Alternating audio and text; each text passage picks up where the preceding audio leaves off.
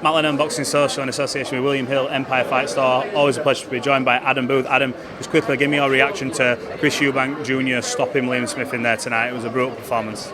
Yeah, he turned up correct, mentally and physically. And if you look at the two fights, the first one it looked like he didn't turn up correct.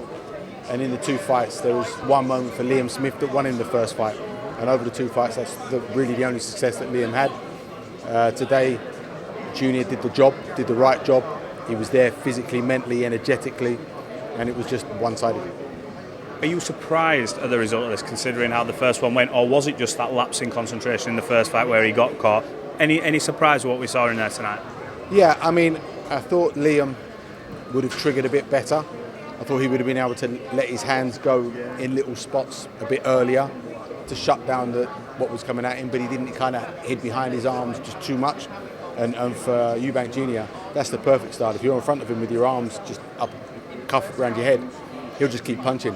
Like from way back in the day, that was his best asset, was the fact that he had this ferocious energy where he would just keep punching. And tonight it looked like he turned the clock back a little bit. Is that the best Chris Eubank we've seen? I don't know. Like, it's possibly the worst Liam Smith I've seen. Like, I was surprised because I know that Liam is a much better fighter than that. And you've got to look at maybe the reasons why he wasn't. And it was totally dominant. So whether that's the best Eubank Jr. I've seen, I don't know. Because I've seen him in the gym and we look at the Groves fight and things like that.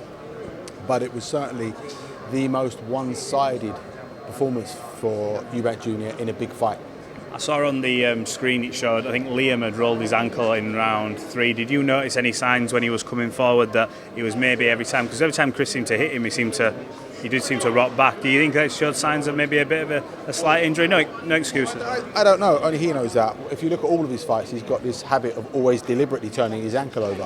Whether he injured it, I don't know. That's for him to say.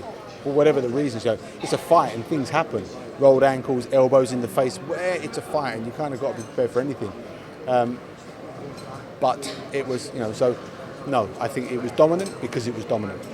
Chris Eubank now, he sort of wrote a lot of the wrongs in his own head and proved a lot of people wrong, considering what happened in the first fight. What do you think he will do now? He's been talking about Triple G. We know Triple G's at that stage of his career where, I don't know, it probably will be about money for him. But Conor Benn's on the table, I would have thought, at some point when he does get cleared to fight. What do you think he'll do?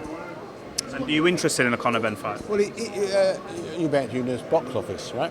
And so he's going to look for another box office dance partner. His professional boxing career as a box office fighter is continuing. He's going to earn a lot of money and be involved in big events. Who his dance partner will be, probably has he has a lot of say in that now after tonight's performance. With regards to Conor Benn, I think it's the wrong time for Conor Benn. He's going in against a much bigger man with so much more experience and proven at that big fight level, coming off a dominant performance, having righted a lot of wrongs. And you've got Conor Benn, who's been out the ring for a long time with a lot of criticism and no momentum, as the smaller man with a lot less experience as well. It just smacks wrong for Conor Benn to take that fight. Do you think Chris Eubank Jr. can become a fully fledged world champion at some point? Judging off that performance? I don't know. I don't know. At the ultimate level, it's a different ball game. You won't win at the highest level as comfortably as that. But he's a world level fighter, and any world level fighter can pick up a world championship. So we'll wait and see. Well, look, Adam, I know you're about to get off, so I appreciate giving us some of your time, and we look forward to catching up with you on the next Fight Week. Thanks, mate. Thank you.